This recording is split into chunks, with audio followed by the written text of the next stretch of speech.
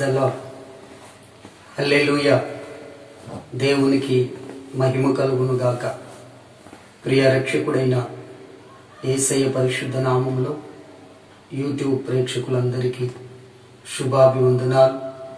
నిన్నటి దినం నూతనంగా యూట్యూబ్లో నా కుటుంబము యేసయ్య కుటుంబం అనే మొదటి వీడియో చేయటానికి ప్రభు కృప చూపారు. గత రాత్రి మీరందరూ చూసి ఆదరించినందుకు మరోసారి శుభాభివందనాలు తెలియజేస్తూ ఉన్నాను. మరి ఈరోజు ప్రభు నా జీవితంలో చేసినటువంటి మరో అద్భుతాన్ని మీతో చెప్పాలని ఆశపడుతున్నా. నిన్నటి దినం పార్ట్ 1, లెక్కలేనన్ని అద్భుత క్రియలు చేయవాడు అనే విషయాన్ని, మరి నా జీవితంలో ప్రభువు చేసినటువంటి ఒక అద్భుతాన్ని మీతో పంచుకోవడం జరిగింది. అలాగే మరి ఈరోజు లెక్కలేనన్ని అద్భుత క్రియలు చేయవాడు అనే దానిలో మరి పార్ట్ 2 రెండో విషయాన్ని మీతో చెప్పాలని ఆశపడుతున్నాను. మరి మనం చదువుకునేటువంటి మూల వాక్యం యోబు గ్రంథం 5వ అధ్యాయం 9వ వచనాన్ని మనం చదువుకుందాం. పరిశోధింపజాలని మహాకార్యాలు మన దేవుడు మన పక్షముగా చేసేవాడు. లెక్కలేనన్ని అద్భుత క్రియలు మన దేవుడు మన పక్షముగా చేసేవాడు. యేసయ్య శరీరధారిగా ఈ లోకంలో ఉన్నప్పుడు ఆయన ఎన్నో అద్భుతాలు, ఆశ్చర్య కార్యాలు చేశాడు. పాత నిబంధన గ్రంథమంతా తండ్రి అయినటువంటి దేవుడు చేసినటువంటి అద్భుతాలు రాయబడి ఉన్నాయి. అపోస్తలుల కార్యములు గ్రంథములో పరిశుద్ధాత్ముడు చేసినటువంటి కార్యాలు రాయబడి ఉన్నాయి. దేవుని వాక్యమంతా మన పితరుల జీవితంలో మరి ప్రభువు చేసినటువంటి కృపా కార్యాలు, మరి అద్భుత ఆశ్చర్య కార్యాలు రాయబడి ఉన్నాయి. వ్యక్తిగతంగా ఈ విషయాలన్నీ నేను ఆలోచించుకుంటూ వాక్యాన్ని ధ్యానం చేస్తున్నప్పుడు మరి రక్షింపబడినటువంటి ఆ ప్రారంభ దినము నుండి ఈ దినము వరకు ప్రభు నా జీవితంలో ఎన్నో మేలులు, అద్భుతాలు, ఆశ్చర్య కార్యాలు ప్రభు చేశాడు. మరి నిన్నటి దినం మందిర అవసరత, మందిరం కట్టబడి లోపల గుంటగా ఉన్నప్పుడు, ఒక ట్రాక్టర్ మట్టి అవసరమైనప్పుడు దేవుడు ఎలా అద్భుతాన్ని చేశాడు మరి మీ ముందుకు తీసుకొచ్చాను. ఈరోజు మరో విషయాన్ని మీతో చెప్పాలని ఆశపడుతున్నా. అదేమంటే మరి ఒకరోజు మధ్యాహ్నం సాయంకాలపు కూటము నిమిత్తమై నేను కుటుంబ ప్రార్థనకు వెళ్ళాలని ఆశించి బయలుదేరాను. మరి నెల్లూరు ప్రాంతం ఆత్మకూరు బస్టాండ్కి వెళ్ళి అక్కడ ఒక బస్సు ఎక్కాను.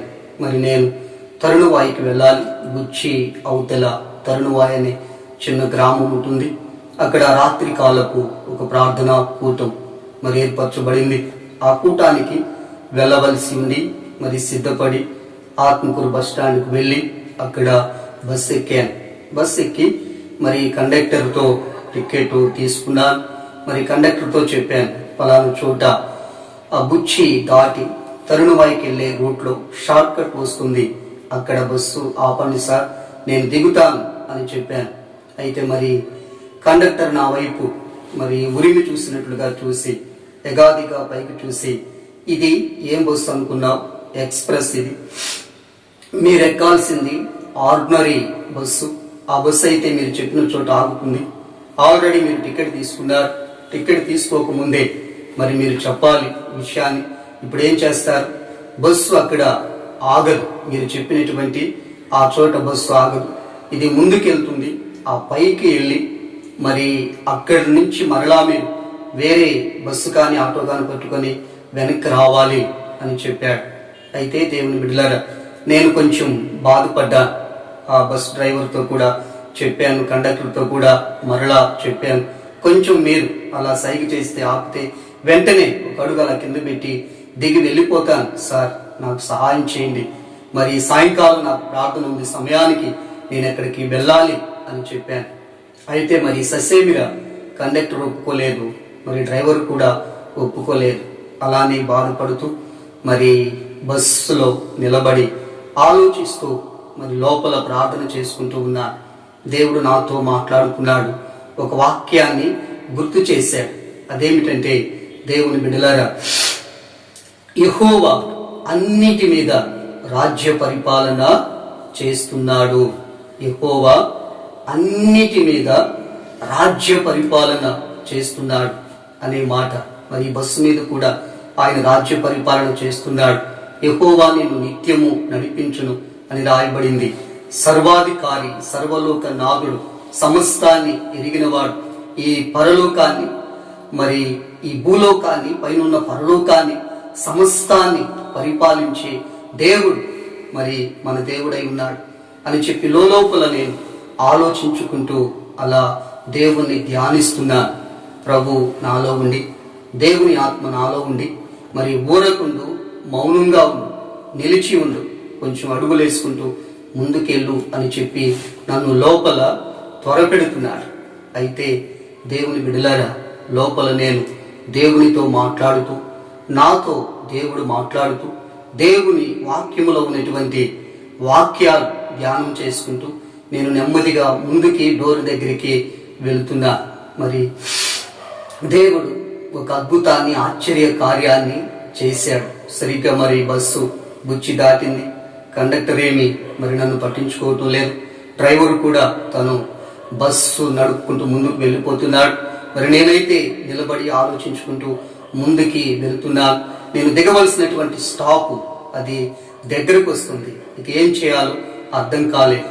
మరలా కండక్టర్ దగ్గరికి వెళ్ళి నిలబడి కొంచెం కన్నీళ్లు పెట్టుకున్నట్లుగా దీనంగా చూశాను. డ్రైవర్ కూడా ఒకసారి ఇలా తిరిగి మరలా అలా ముందుకు చూసి నడుపుతూ ఉన్నాడు. అయితే బస్సు ఆగటం లేదు, అదే స్పీడ్తో పోతుంది. ఇక ఏం చేయాలి? మరి కండక్టర్ ఇక ఇలా చేతులు ఊపేశాడు. లాభం లేదు, మీరు పైకి వెళ్ళి మరలా వెనక్కి రండి అని చెప్పాడు. అయితే దేవుని బిడ్డలారా, దేవుడు చేసినటువంటి అద్భుత ఆశ్చర్య కార్యం, అలాంత దూరంలో నేను దిగవలసినటువంటి బస్ స్టాప్, నేను దిగవలసినటువంటి చోటు, మరి ఆ స్థలం, ఆ షార్ట్ కట్ రోడ్డు కనపడుతుంది, దగ్గరికి వస్తుంది. దేవుణ్ణి లోపల నేను ప్రార్థన చేస్తూ అడుగుతున్నాను ఒక్క మాట, ప్రభువా, సర్వ శక్తిమంతుడవు, సర్వాధికారివి, సమస్తాన్ని పరిపాలించేవాడు. ఈ బస్సు మీ చేతుల్లో ఉంది, కండక్టర్ మీ చేతుల్లో ఉన్నాడు, డ్రైవర్ మీ చేతుల్లో ఉన్నాడు. ఈ బస్సుకున్నటువంటి ఈ సామాగ్రి, బ్రేక్ కానీ, స్టీరింగ్ కానీ, సమస్తం మీ వశం.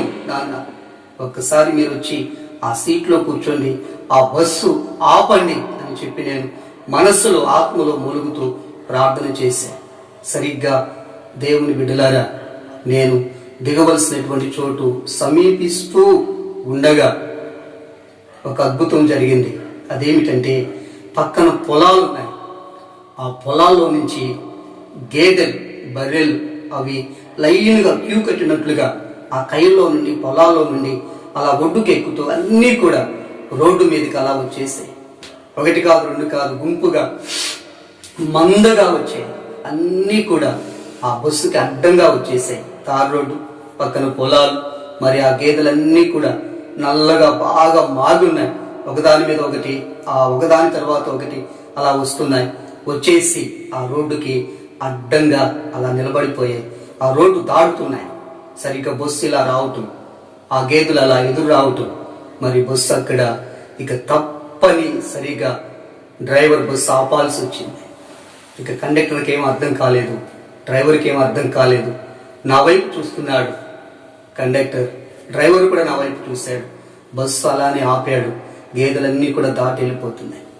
నేను అలా ముందుకు వచ్చి, అది ఎక్స్ప్రెస్ బస్సు, ఆ డోర్ తీసే ఉంది, ఆ మెట్లు దిగి అలా ఆనంద బాష్పాలతో దేవుని స్తుతిస్తూ ఆ డ్రైవర్ వైపు, కండక్టర్ వైపు నవ్వుకుంటూ అలా చూస్తూ దిగిపోయారు. వారిద్దరూ నిశ్చేష్టులై నా వైపు చూస్తూ ఇతను బస్సు ఎలా ఆపాడు అన్నట్లుగా ఆశ్చర్యతను వ్యక్తపరిచారు. ఇది అద్భుతం కాదా? దేవుడు నాతో ఉండి, నాలో ఉండి, నా ప్రార్థన ఆలకించి నేను దిగవలసిన చోట ఆ బస్సును ఆపాడు. ఇది దేవుడు చేసినటువంటి అద్భుతం, ఆశ్చర్య కార్యం. అలా సమయానికి నేను ఆ గ్రామానికి చేరుకొని అక్కడ కూటంలో వాడబడి మరి చక్కగా తిరిగి ఇంటికి వచ్చాను. హల్లెలూయా! ఇలాంటి గొప్ప కార్యాలు, అద్భుతాలు, ఆశ్చర్య కార్యాలు ప్రభు చేశాడు. నిన్నటి దినం డాక్టర్ను ఆపాడు మందిరం ముందు, మరి బస్సును ఆపాడు ఆ రోజు. అలాంటి గొప్ప కార్యాలు ప్రభు చేశాడు. దేవుని బిడ్డలారా, మీ జీవితాలలో కూడా మీ రాకపోకలు ప్రయాణాలలో ఇలాంటి అద్భుతాలు ఎన్నో ప్రభు చేయగలడు. కుటుంబంలో, వ్యక్తిగత జీవితంలో, ఉద్యోగాలలో, బిడ్డల విషయంలో, నడిపింపు, ప్రయాణం, నీతో కూడా వచ్చువాడు నీ దేవుడైన యెహోవాయే, ఆయన నిన్ను విడువడు, ఎడబాయడు అని చెప్పి వాక్యములో రాయబడింది. అలాంటి మహిమ కలిగిన కార్యాలు ప్రభు చేస్తాడు. నా జీవితంలో ఎన్నో చేశాడు. ఈ రెండవ అద్భుతాన్ని మరి నేను మీ కొరకు చెప్పాను. హల్లెలూయా, దేవునికి మహిమ కలుగును గాక. ప్రార్థన చేసుకుందాం. తలలు వంచి కళ్ళు మూయ. కన్న తండ్రి, నీకు స్తోత్రాలయ్యా. ఈ రెండవ అద్భుతాన్ని విన్నటువంటి ప్రియులను మీరు దీవించి ఆశీర్వదించండి. యూట్యూబ్ ఛానల్ యాజమాన్యాన్ని మీరు దీవించండి. కృప కలుగును గాక. యేసు నామములో ప్రార్థిస్తున్నాను తండ్రి, ఆమేన్.